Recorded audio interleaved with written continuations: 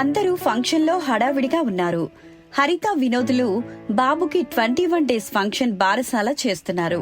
బంధువులందరూ పెద్ద మొత్తంలో వచ్చారు. చంద్రిక కూడా ఆ ఫంక్షన్ కి వచ్చింది. ఎంత గ్రాండ్ గా ఫంక్షన్ చేస్తున్నారో. అదే ఆ బాబు నా దగ్గర ఉండి ఉంటే నేనింత గ్రాండ్ గా చేసేదాన్ని కాదు కదా. పోన్లే, నా బిడ్డ ఎక్కడున్నా బావుంటే చాలు. ఇంకా నా బిడ్డ ఏంటి, నేను నా చెల్లికి సంతోషంగా ఇచ్చాక తన బిడ్డే కదా అని ఎంతో మురిసిపోయింది. అప్పుడే చంద్రికని గమనించిన హరిత, వినోదులు చంద్రిక దగ్గరికి వచ్చారు. వదినా, ఎప్పుడొచ్చారు? బావున్నారా? బావున్నాను వినోద్, మీరెలా ఉన్నారు? చాలా బాగా బారసాల ఫంక్షన్ చేస్తున్నారు. అక్క, అంతా నీ పుణ్యమే. నువ్వే కాని ఈ బాబుని ఇవ్వకుంటే ఇప్పుడు మేము ఏ పరిస్థితిలో ఉండేవాళ్లమో. చనిపోయిన నా బిడ్డని తలుచుకుంటూ ఉండేదాన్ని. హరిత, ఈ టైంలో జరిగినవన్నీ ఎందుకు గుర్తు తెచ్చుకుంటున్నావు? అవన్నీ వదిలి, ఇప్పుడు వీడు నీ బాబు. వీడికి తల్లిదండ్రులు మీరే. నేను వీడికి ఒక పెద్దమ్మను మాత్రమే. అక్క, అలా అనొద్దు. ఎంతైనా 9 నెలలు మోసి కన్నది నువ్వు. వీడు ఎప్పటికీ నీ బిడ్డనే. హరిత, ఇప్పుడివన్నీ ఎందుకు మాట్లాడుతున్నావు? ఎవరైనా వింటే బాగోదు. నాకొక మాట ఇస్తారా? ఈ బిడ్డ నా బిడ్డ అని ఎవరికీ తెలియకూడదు. వీడు ఎప్పటికీ నీ బిడ్డలాగే పెరగాలి.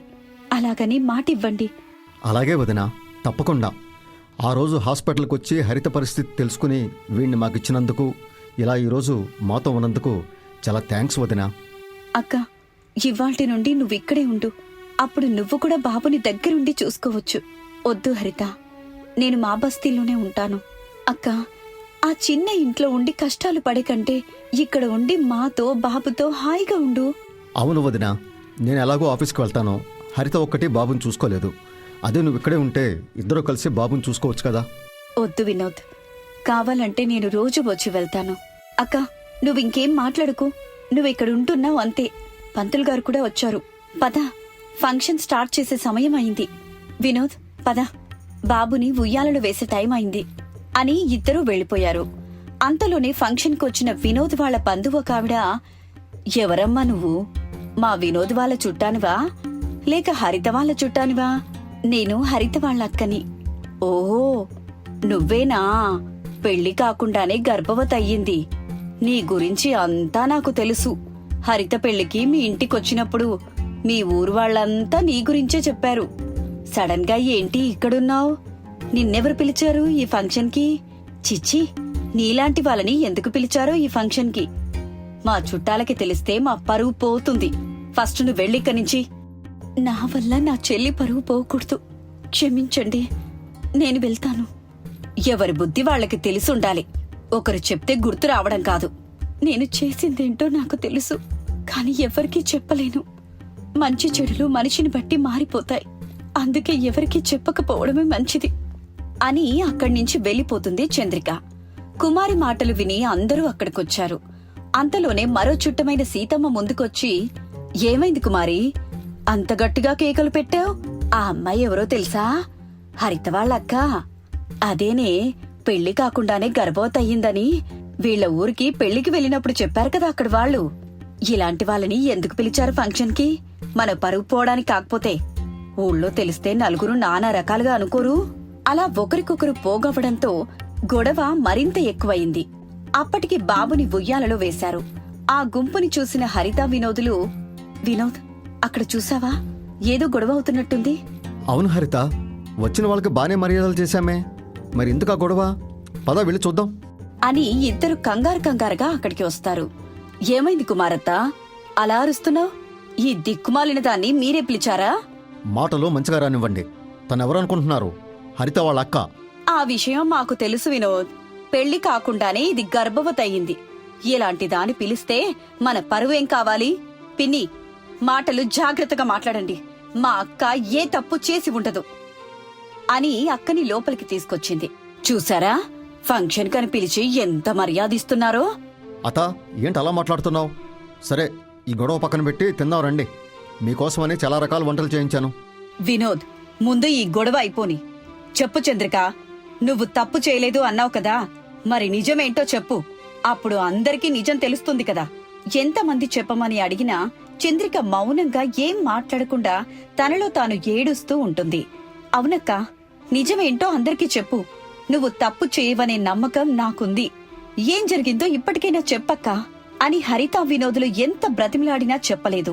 అలా సైలెంట్ గా తల వంచుకొని నిలబడి ఉంది. తప్పు చేసింది కాబట్టే ఇలా తల వంచుకొనుంది. పదండే, మనమేమైనా తిండి లేకొచ్చామా అని చంద్రికను చాలా మాటలని అందరూ అక్కడ్నించి భోజనం చేయకుండా వెళ్లిపోతారు.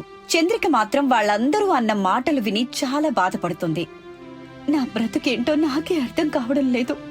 ఇంట్లో అమ్మా నాన్న నన్ను ఇంట్లో నుండి బయటకు గెంటేశారు. ఇప్పుడేమో నా వల్ల హరితకి మాటలు. ఇంక నేనెవరి కోసం బతకాలి? అక్క, నువ్వు వాళ్ళన్న మాటలు పట్టించుకోవద్దు. ఎందుకక్కా? ఎవరడిగినా అసలు ఏం జరిగిందో చెప్పడం లేదు. హరిత, ఇంక నేను వెళ్ళొస్తాను. బాబు జాగ్రత్త అని హరిత ఎంత పిలుస్తున్నా వినకుండా అక్కడి నుంచి వెళ్లిపోయింది. హరిత, ఎందుకని వదిన నిజం చెప్పడం లేదు? నిజమేంటో చెప్తే అందరితో ఇలా మాట్లాడే అవసరం ఉండేది కాదు కదా. వదిలే వినోద్, అక్క ఇప్పుడు బాధలో ఉంది.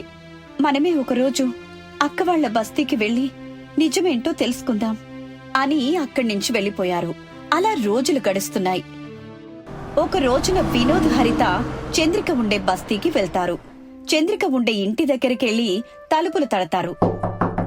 చంద్రిక తలుపు తీసి, హరిత, వినోద్, ఏంటి ఇంత సడన్ గా ఇక్కడికొచ్చారు?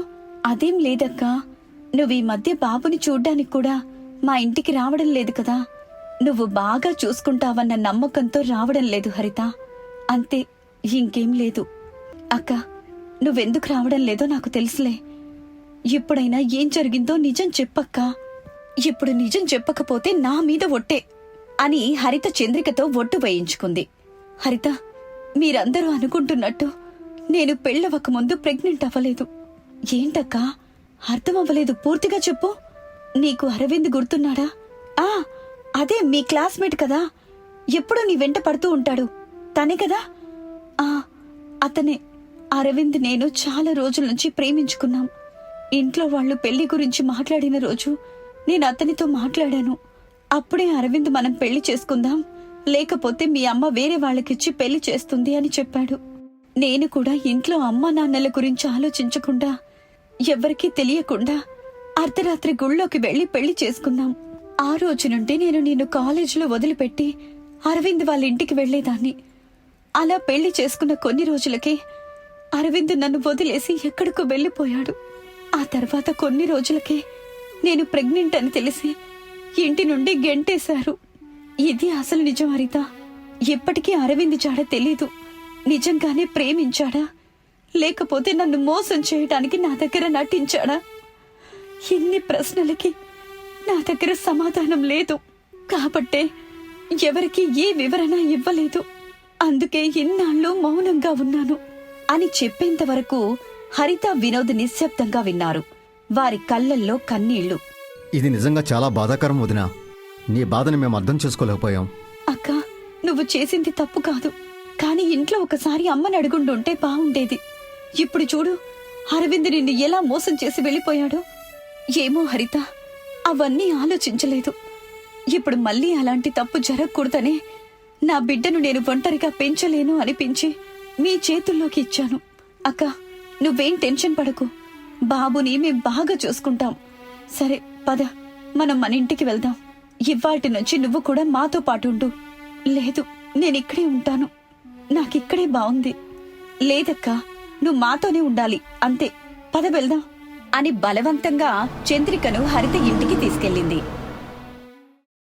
మిట్ట మధ్యాహ్నం పొలం కట్టున ఉన్న చెట్టు కింద పేద అక్క చెల్లెలు చంద్రిక, హరిత కూర్చొని సరదాగా కబుర్లు చెప్పుకుంటూ కారం మెతుకులు తింటుంటే వాళ్లకి బాగా తెలిసిన పూర్ణొచ్చింది.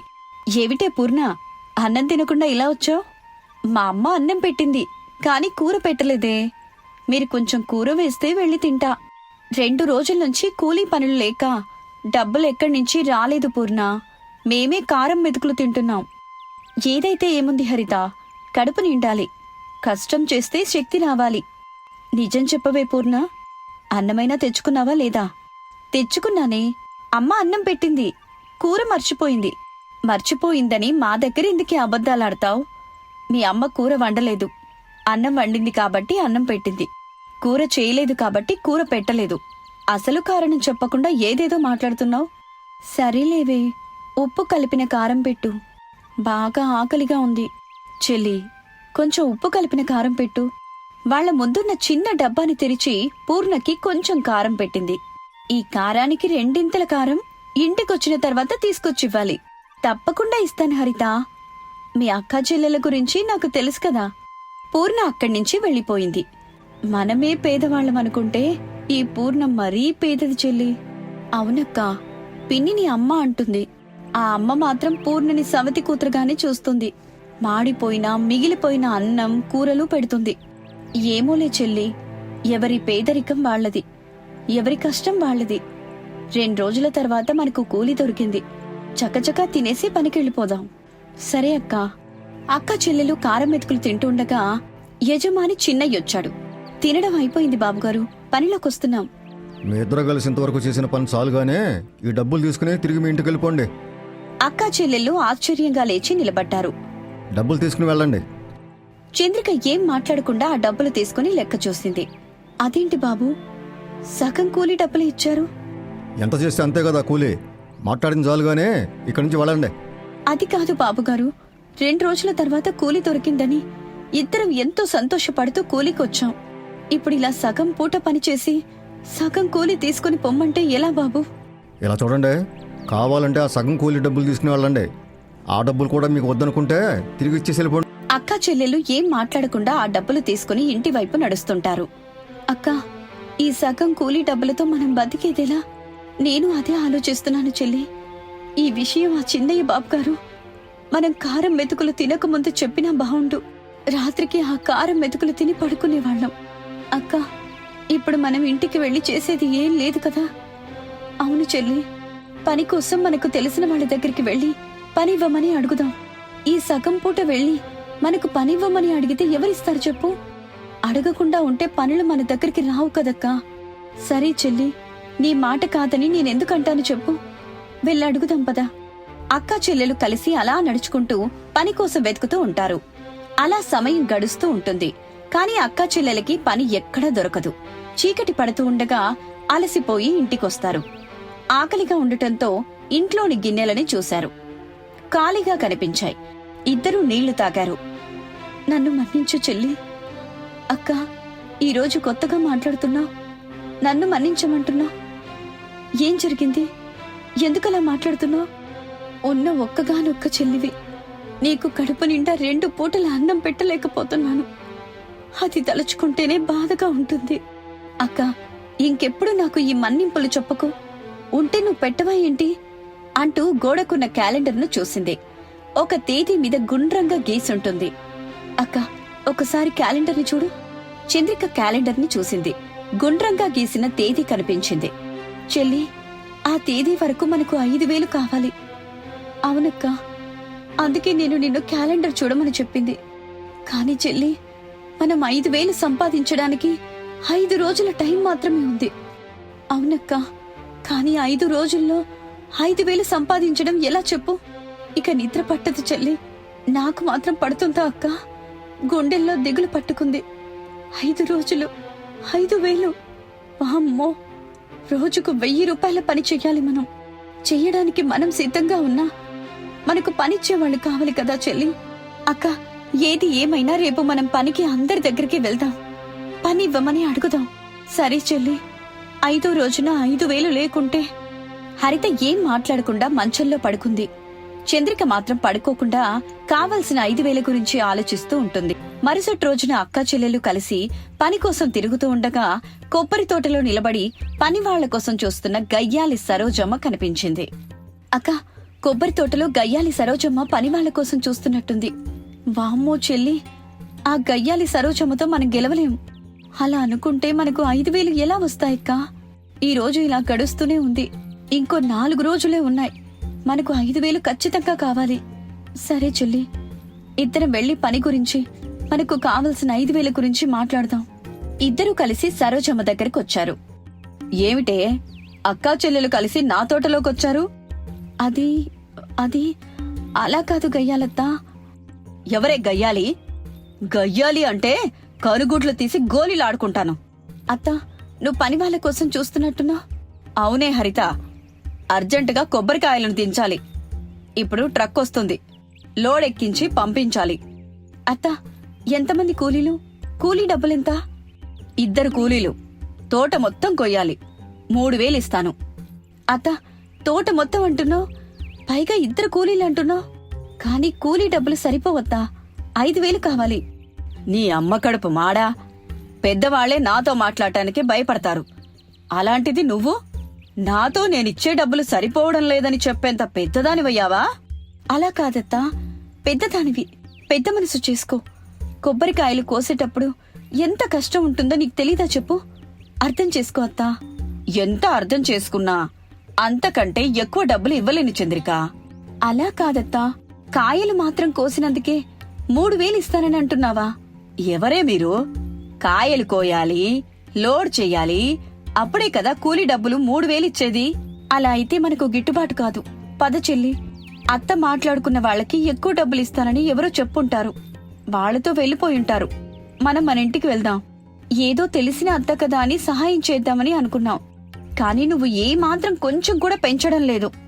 అత్త, నువ్విచ్చే డబ్బులు నచ్చకనే ఎవరు నీ దగ్గర పని చేయటానికి రావడం లేదు.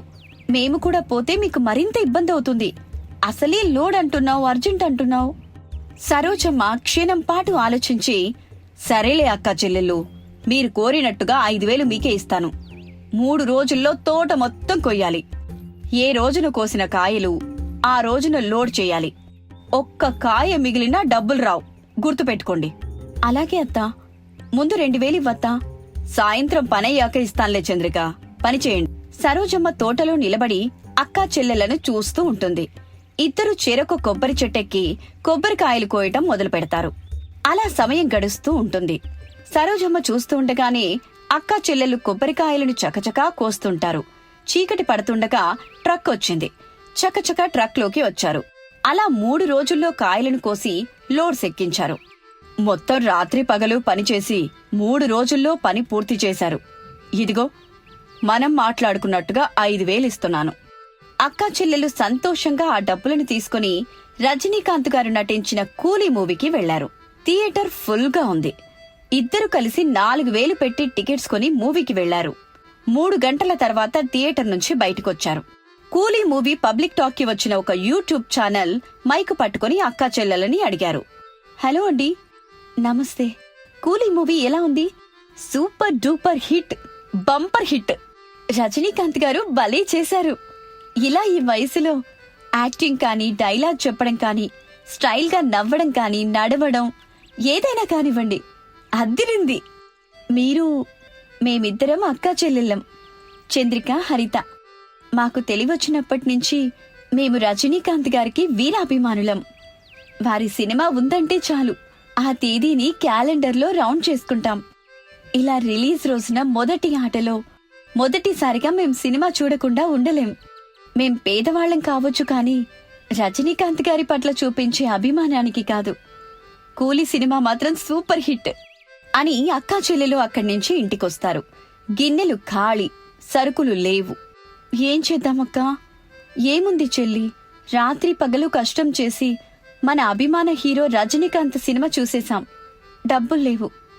ఇప్పుడు మనం నీళ్లు తాగి మళ్లీ పని వెతుకుతూ వెళ్లాల్సిందే. అక్కా చెల్లెలు నీళ్లు తాగి పని కోసం వెతకడం మొదలుపెట్టారు.